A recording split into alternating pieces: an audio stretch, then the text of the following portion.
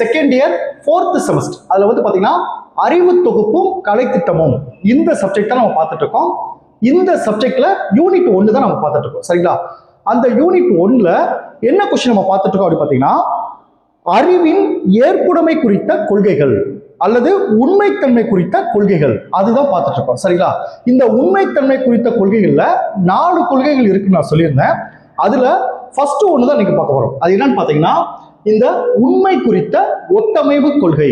இந்த கேள்விதான் இன்னைக்கு நம்ம பார்க்க போறோம். சரிங்களா? இப்போ பாத்தீங்கன்னா இந்த யூனிட்டை பொறுத்தளவுக்கு இன்னும் ஒரே ஒரு கொஸ்டின் தான் இருக்கு. அதை நம்ம முடிச்சிட்டோம்னா இந்த ஃபர்ஸ்ட் யூனிட் முடிஞ்சிடும். அடுத்து நான் செகண்ட் யூனிட் ஸ்டார்ட் பண்றப்போ கொஞ்சம் சீக்கிரம் முடிச்சிடுறேன். சரிங்களா? இப்போ வந்து இந்த உண்மை குறித்த ஒத்தமைவு கொள்கை நம்ம பார்க்கறதுக்கு முன்னாடி நம்மளுடைய இந்த BEd second year 4th semester கிளாஸ்ல புதுசா ஜாயின் பண்றதுக்கு நிறைய பேர் கால் பண்றீங்க. நீங்க எப்படி ஜாயின் பண்ணணும்னா, என்னுடைய மொபைல் நம்பர் 9159084262 இந்த நம்பருக்கு நீங்க கால் பண்ணுங்க. நம்முடைய கிளாஸ்ல நீங்க எப்படி ஜாயின் பண்ணலாம் சொல்லி நான் உங்களுக்கு டீட்டெயிலா சொல்லிடுவேன். அதே மாதிரி புதுசா ஜாயின் பண்ணவங்களுக்கும் நான் இதுவரைக்கும் நடந்த அந்த பழைய கிளாஸ் நோட்ஸ் எல்லாமே நான் அனுப்பிச்சுடுறேன். நான் அனுப்புற நோட்ஸ் வந்து பாத்தீங்கன்னா நீங்க எக்ஸாமுக்கு எப்படி எழுதணுமோ அந்த மாதிரி இருக்கும். சரிங்களா? ஸோ ஜாயின் பண்ண விருப்பப்படுறவங்க என்னுடைய மொபைல் நம்பருக்கு கால் பண்ணி டீட்டெயிலா கேட்டு நம்முடைய கிளாஸ்ல நீங்க ஜாயின் பண்ணிக்கலாம். சரிங்களா? ஓகே, இப்போ நம்ம என்ன கொஸ்டின் பார்க்க போறோம் அப்படின்னு பாத்தீங்கன்னா, இப்ப இந்த உண்மை குறித்த ஒத்தமைவு கொள்கை, உண்மை குறித்த ஒத்தமைவு கொள்கை இந்த கொஸ்டின் தான் பார்க்க போறோம். சரிங்களா? இந்த கொஸ்டின் பாருங்க, ரெண்டே விஷயம்தான். ஆனா இந்த கொஸ்டின் ஃபுல்லா வளவளன்னு கொடுத்துருப்பாங்க.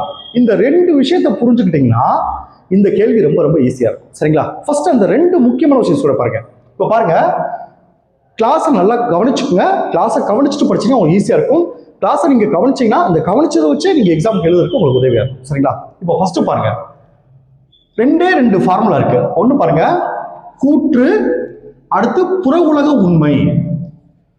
கூற்று, புற உலக உண்மை. ஒரு கூற்று சொல்றோம். இப்போ நீங்க எக்ஸாம்ல பார்த்திருப்பீங்க, ஒரு கூற்று கொடுத்து இது சரியா தவறான்னு கேட்பாங்க. நம்ம அந்த கூற்று சரியா இருந்தா சரின்னு சொல்லுவோம், தவறா இருந்தா தவறு டிக் பண்ணுவோம். சரிங்களா? நம்ம சொல்ற இல்ல கொடுக்கப்பட்ட ஒரு கூற்று புற உலக உண்மை. நம்ம சொல்ற கூற்று வந்து புற உலகில் அது உண்மையா இருக்கணும். அப்படி உண்மையா இருந்தா அது ஒத்திசைவு. அதைத்தான் சொல்லுவாங்க ஒத்தமைவு அல்லது ஒத்திசைவுன்னு சொல்லுவாங்க. அப்ப கூற்று உண்மை குறித்த ஒத்தமைவு கொள்கை. கூற்றுன்றது இங்க உண்மை. அந்த கூற்று சரியா இருந்துச்சுன்னா எப்படி சரியா இருக்கும்? புற உலக சூழ்நிலையில் ஒத்து போனால் அதான் ஒத்தமைவு. ஒத்தமைவா இருந்தா அதை வந்து உண்மை அப்படின்னு சொல்லுவோம். நல்லா புரிஞ்சுட்டீங்களா? அதாவது கூற்று பிளஸ் புற உலக உண்மை. இப்போ ஒரு எக்ஸாம்பிள் சொல்றேன். டெல்லி இந்தியாவின் தலைநகரமாகும். இந்த கூற்று சரியா தவறா கேட்பாங்க. இந்த கூற்று சரிதான். இந்தியாவின் தலைநகரம் வந்து டெல்லி தான். இதுக்கான ப்ரூஃப் இருக்கு. இதுக்கான கவர்மெண்டே அனௌன்ஸ் பண்ணிருக்காங்க. இது உண்மைதான். அப்ப இது ஒத்து போகுது. இப்ப நான் சொல்ற கூற்று வந்து ஒத்து போகுது. டெல்லி இந்தியாவின் தலைநகரம் அப்படின்றது ஒத்து போகுது. அப்படி என்றால் அது உண்மை. புரிஞ்சுட்டீங்களா? 2வது பாருங்க, கூற்று பிளஸ் புற உலகில் இல்லாத ஒன்று. புற உலகில் இல்லாத ஒன்று. இல்லாத ஒன்றை நான் சொன்னா ஒரு கூற்றா கொடுத்தனா அப்போ உண்மைக்கும் புற உலகில் இருக்கிறதுக்கும் முரண்பாடு ஏற்படுகிறது. இது முரண்பாடு. அப்படி என்றால் அது தவறு. இப்ப ஒரு அறையில உள்ள உட்காந்துட்டு இப்பொழுது மழை பெய்து கொண்டு இருக்கிறது அப்படின்னு ஒரு கூற்று இருக்கு வச்சுங்க. ஜன்னலை திறந்து வெளியே பார்க்கிறோம். அது மழை பெஞ்சாதான் நான் சொன்ன கூற்று சரி. வெளியில மழை பெய்யலைன்னா அப்ப நான் சொன்ன கூற்றுக்கும் புற உலகில் உள்ளதற்கும் முரண்பாடு இருக்கிறது. அப்படி முரண்பாடு இருந்தால் தவறு. புரிஞ்சுக்கிட்டேன் உங்களுக்கு? இப்போ வந்து நான் சிம்பிளா சொல்லிட்டேன் உங்களுக்கு. கூற்றும் புற உலகில் நான் அந்த சொல்ல போற அந்த கூற்றும் புற உலகில் இருக்க அதுவும் உண்மையா இருந்துச்சுன்னா, சரியா இருந்துச்சுன்னா அது உண்மை, அது ஒத்தமைவு. நான் சொல்ற கூற்றும் புற உலகில் இல்லாத ஒன்றா இருந்துச்சுன்னா அது முரண்பாடு, நான் சொல்றது தவறு. இதுதான் இந்த கான்செப்ட். சரிங்களா?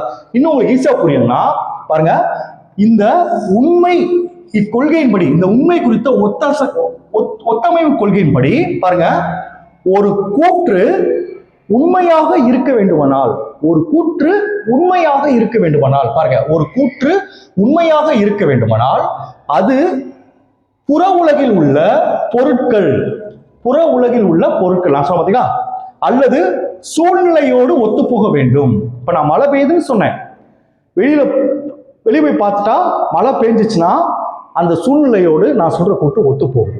மழை பெய்யலைன்னா ஒத்து போகலைன்னு அர்த்தம். சரிங்களா? அப்ப ஒரு கூற்று உண்மையாக இருக்க வேண்டுமானால் அது உலகில் உள்ள பொருட்கள் அல்லது சூழலோடு ஒத்து போக வேண்டும். இப்ப பாருங்க, இலை பச்சையாக இருக்குன்னு சொல்றேன். எல்லாரும் பார்த்திருக்கோம், இலை பச்சையாகத்தான் இருக்கும். அப்ப நான் சொல்ற கூட்டும் சூழலோடு ஒத்து போகுது. அடுத்து பாருங்க, நெருப்பு சுடும். நெருப்பு சுடுன்றது ஒரு புறச்சூழல், உலகில் வெறிப்புறத்தன்மை தான், உண்மைதான். சரிங்களா? அப்ப நெருப்பு சுடுன்றது நான் சொன்னதும் அதுக்கான நிகழ்வும் ஒன்றுதான். அதை சொல்றேங்க, உலகில் உள்ள பொருட்கள் அல்லது சூழலோடு ஒத்து போக வேண்டுமானால் இதைத்தான் என்ன சொல்லுவாங்கன்னா இந்த உண்மை குறித்த ஒத்தமைவு கொள்கை அப்படின்னு சொல்லுவாங்க. சரிங்களா?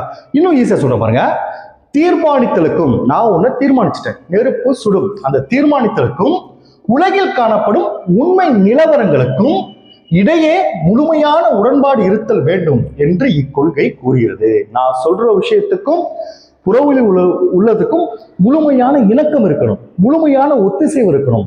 சரிங்களா? அப்படி இருந்துச்சா இந்த உண்மை குறித்த, இதைத்தான் என்ன சொல்றாங்கன்னா உண்மை குறித்த ஒத்தமைவு கொள்கை.